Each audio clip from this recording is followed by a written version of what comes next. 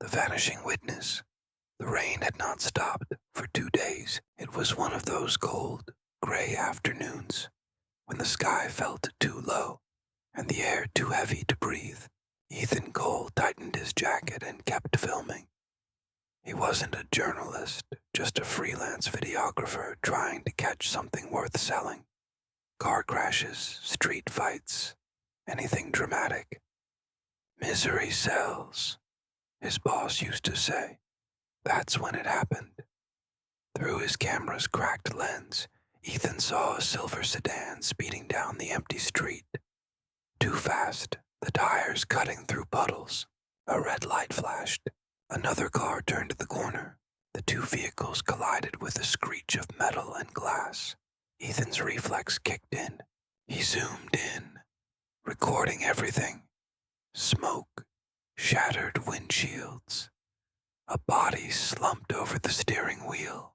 He froze for a moment, then ran toward the wreck. A woman's voice echoed inside the silver car. "Help, please." Ethan dropped his camera and pulled at the jammed door. "Hold on," he shouted. "I'm calling 911. But before he could, something strange happened. A black SUV appeared out of nowhere, stopping right behind the wreck. Two men in suits got out. They didn't look like paramedics. One of them pointed at Ethan. "Step away from the car, sir," Ethan stammered. "She's hurt. We need to." The man's eyes were cold, mechanical. "Step away." Then, a sharp pain hit the back of Ethan's head. Darkness swallowed him whole. He woke up in his apartment. Rain still fell outside, though softer now. His head throbbed. His phone vibrated beside him. A text from unknown number. "Forget what you saw." Ethan's stomach twisted. His first thought, the camera. He stumbled across his messy living room, found the tripod still standing by the window. The recording light was off, but the SD card was inside. He jammed it into his laptop. Nothing. The files were gone. Every clip, every frame, deleted. The next morning, Ethan went to the police. "I witnessed a car crash last night," he told the officer at the desk. "There were two men, maybe government agents. A woman was hurt." The officer frowned. "Where did this happen?" "Corner of Pine and 47th. The officer typed something, looked at the screen, then back at Ethan. "Sir, there's no record of any accident there last night. No emergency calls, no reports." Ethan blinked. "That's impossible. I filmed it." The officer sighed. "You sure you weren't drinking?" Ethan slammed his hand on the counter. "I'm telling you, I saw her." People in the station that turned their heads. The officer's face hardened. "Calm down, sir. If there's no report, there's nothing we can do." Ethan left, furious and afraid. That night, he returned to Pine and 47th. The street looked perfectly normal. No skid marks, no broken glass, no signs of a crash. But something caught his eye. A security camera on a nearby store. He went inside. The clerk, a bored teenager, barely looked up. "Hey," Ethan said, forcing a smile. "I think your camera caught a car crash 2 nights ago. Can I see the footage?" The kid shrugged. "Nothing happened that night, man." Ethan pressed on. "Please, just let me check." The clerk sighed, turned the monitor toward him, rewound to the time Ethan remembered. Nothing. The intersection was empty.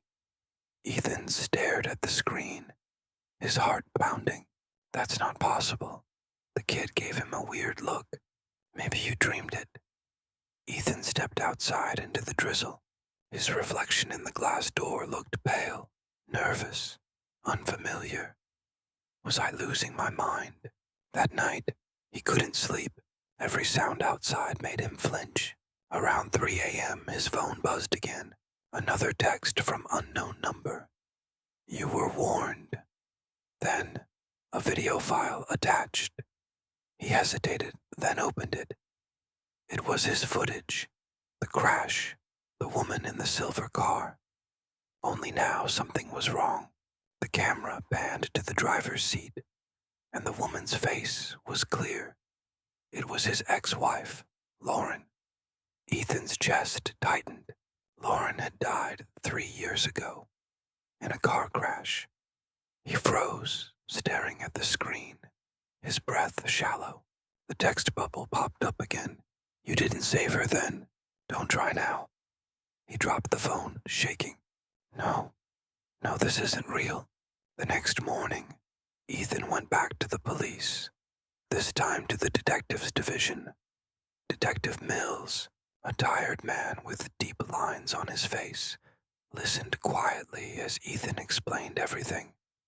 The crash, the suits, the missing files, the video, the messages. When Ethan showed him the phone, the messages were gone.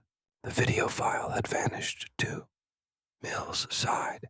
Mr. Cole, when did your wife die? 3 years ago. How long have you been recording these accidents? Ethan frowned. Since her death, I film the streets at night. I don't know. Maybe it helps me forget. Mills nodded slowly. Sometimes grief can play tricks on the mind. I'm not imagining this. Ethan snapped. The detective closed his notebook. We'll keep your report on file. It was the polite way of saying, case closed. That night, Ethan sat in the dark, replaying the scene over and over in his head. The woman's voice, the crash, the men, the blow to his head. He went to his laptop, opened the hidden temp folder on his hard drive. A single file blinked there. Crash footage Rausch recover, MKV. Hands trembling, he opened it. This time the video played differently. The camera shook. The crash happened. But when the smoke cleared, the driver's seat was empty. And then the reflection on the car window showed something else. A man standing over the wreck, camera in hand, blood on his temple. His face, Ethan's. The timestamp said 03/12/2022, the night Lauren died. Ethan stumbled back from the screen. His head pounded. Fragments of memory flashed. The fight with Lauren, her crying, him grabbing the camera, following her into the rain, the crash, the impact, her scream. He had been there that night, and he had filmed it. But he had repressed the memory, burying it under guilt and denial, spending years recording accidents to atone for one he caused himself. The apartment phone rang. Ethan picked it up, his voice barely a whisper. Hello? A calm voice on the other end. Mr. Cole, this is Detective Mills. We just reviewed an old case, a hit and run from 2022. Silver sedan, female victim. We never found the driver. The footage you described matches her death. Ethan's breath caught. What are you saying? I'm saying, the detective continued, you might finally remember what you did. The line went dead. Ethan looked around the room. The camera still pointed toward the window, the red light blinking. It had been recording the whole time. The next morning, neighbors saw the police outside Ethan's apartment.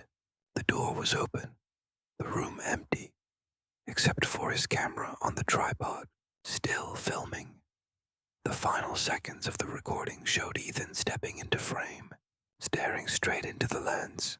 He whispered, I finally see it now. Then he turned the camera toward the window, where, in the reflection of the rain-streaked glass, stood a woman watching him silently from the street. Lauren.